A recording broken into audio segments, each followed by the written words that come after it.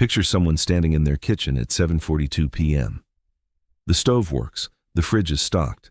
There's pasta in the cabinet and a jar of sauce that hasn't expired. Instead, they're staring at an app, waiting for a stranger to drive their dinner to their door. 40 minutes and $11 in fees later, dinner arrives. It's fine. Not great, just fine.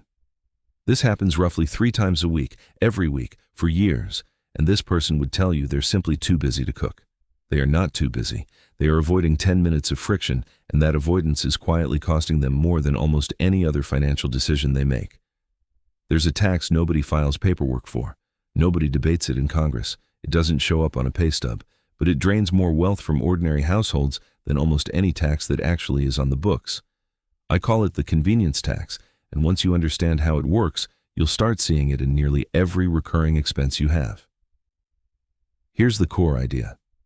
Convenience isn't free. It's a product, and companies price that product extremely high because they've learned something about human psychology that most people never consciously examine. We will pay almost anything to avoid a small amount of short-term effort, even when that effort is genuinely minor. 10 minutes, 15 minutes, a short walk, a quick email. The avoidance of these tiny frictions has become one of the most profitable business models in the modern economy, and it's built entirely on our willingness to trade long-term money for short-term ease. Today, I'm going to walk through 9 specific places this tax shows up in ordinary life, what each one actually costs when you run the real numbers, and the psychology underneath why we keep paying it even when we know better. This isn't about becoming someone who never takes a shortcut. It's about knowing exactly what your shortcuts cost, so the ones you keep are the ones you've actually chosen, not the ones that chose you. Number 1. The subscription you forgot you were avoiding canceling. Every streaming platform, meal kit, and software tool relies on a specific kind of friction, the friction of a cancellation form. Canceling takes longer than signing up. There's a confirmation screen designed to make you feel guilty, a retention offer, sometimes a phone call requirement. The convenience tax here isn't the subscription price. It's the extra 2, 4, 6 months you keep paying because logging in and clicking through 5 screens felt like more effort than it was worth. Multiply an unused $12 subscription by 5 months of inertia across 3 or 4 services most households eventually accumulate, and you're looking at $300 to $400 a year paid entirely for the convenience of not clicking a button. Number 2. Grocery delivery instead of a 15-minute trip.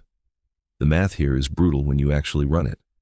Delivery markups on the items themselves typically run higher than shelf price before any service fee, delivery fee, or tip. A household ordering groceries instead of driving to the store twice a week is often paying 20 to 30% more for the exact same cart. Over a year, that gap alone can reach $1,500 to $2,000, not because delivery is a bad tool in isolation, but because it becomes the default instead of the exception. Number 3. The nearest parking spot instead of the free one 2 blocks away. This sounds small, and it is small, which is exactly the point. Paid parking directly outside a destination versus free parking a short walk away might be a $5 or $10 difference. It happens most days for people who drive regularly into a city center for work or errands. $10 a day, 4 days a week, feels invisible in the moment. Over a working year, it adds up to more than $2,000 paid entirely to avoid a walk most doctors would tell you to take anyway. Number 4. Extended warranties and protection plans. These exist almost entirely because of convenience psychology, not risk math. The store clerk asks if you want to add protection for a small monthly fee, and saying no feels like admitting you expect the product to break. Saying yes feels responsible. In reality, the profit margins on these plans are enormous, precisely because most items never need the repair, and when they do, the cost is often less than what you paid for years of coverage. You're not buying protection. You're buying the convenience of not having to think about the small probability of a repair bill later. Number 5. Auto-renew everything: insurance, memberships, domain names, cloud storage.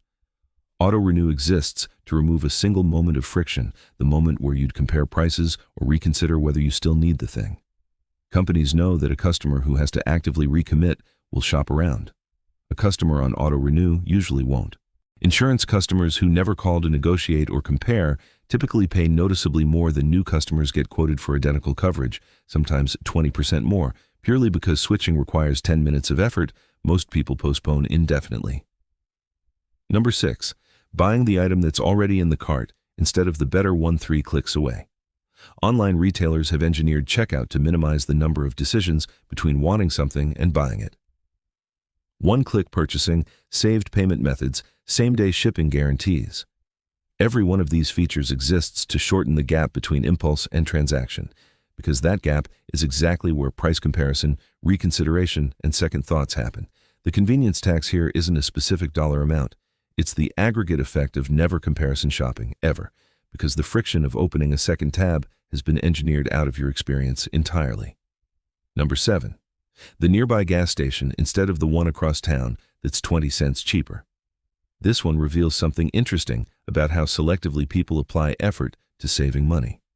Plenty of people will spend 15 minutes reading reviews to save $8 on a blender, then fill up at the most convenient gas station without a second thought, even when a station 2 minutes further away is consistently cheaper. 20 cents a gallon on a 12-gallon tank is $2.40 every fill-up, every couple weeks, for as long as you own a car. It's not a huge number on its own. It's a pattern that reveals how convenience quietly overrides financial logic in categories we've decided aren't worth thinking about. Number 8. The premium checkout lane of daily decision fatigue, ordering the same expensive coffee, lunch, or ride instead of building a 5-minute routine. This is different from a single bad habit. It's the compounding effect of never designing a default. Someone who has to decide every single morning whether to make coffee or buy it will, more often than not, buy it, because deciding takes energy and buying is the path of least resistance in the moment.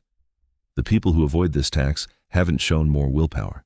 They've built a routine that removes the daily decision entirely, so the convenient option and the cheap option became the same option. Number 9. Paying someone else to do a task purely to avoid the mental load of learning it once. This is the most overlooked version of the convenience tax because it often looks like a smart use of time. Sometimes it is. But there's a difference between paying an expert for genuine expertise and paying someone to avoid a 15-minute YouTube tutorial for a task you'll need to do repeatedly for years. Basic home repairs, simple car maintenance, meal prep, even basic spreadsheet skills. The first time costs effort. Every time after that is nearly free. People who never make that first-time investment end up paying the convenience tax on the same task indefinitely for the rest of their lives. Here's what ties all 9 of these together. None of them are irrational in isolation. Paying $11 in fees for a meal once in a while when you're genuinely exhausted isn't a financial mistake. Skipping one comparison shop for insurance because you had a rough week isn't going to change your retirement date. The tax isn't in any single instance. It's in the default. It's in what happens when convenience stops being the exception you choose occasionally and becomes the operating system running quietly in the background of every decision you make. Companies understand this distinction better than consumers do, and they design entire products around exploiting the gap between what a single convenient choice costs and what convenience as a lifestyle costs. A single food delivery order isn't a financial event. A default pattern of 3 deliveries a week for 4 years is a 5-figure decision disguised as 40 individual small ones. That's the mechanism. That's why it works. Nobody sits down and decides to spend $12,000 avoiding minor inconvenience. They make 40 small decisions a month for years, and the total simply happens to them. The way out isn't becoming a person who refuses all convenience. That's its own kind of trap, trading money for stress in the opposite direction, and stress has costs too. The way out is auditing your defaults instead of your individual purchases. Look at the 9 categories above and ask a different question than usual. Not, was this specific purchase reasonable, but, is this my default, or is this my exception? If food delivery is your Friday night treat twice a month, that's an exception, and exceptions are exactly what convenience should be reserved for. If it's become how you eat dinner most weeknights, that's a default, and defaults are where the real money disappears. Run this audit honestly, once this week. Pick 3 categories from this list that apply to you. Not the moral high ground ones, the ones you actually recognized yourself in while listening. Write down what the honest default looks like, not the best case version you tell yourself. Then decide deliberately whether that default deserves to keep its spot or whether it's been running unexamined simply because examining it required 10 minutes you never quite got around to spending. That's the real cost of convenience, not the fee on the receipt. The years you never got around to checking whether the fee was worth it.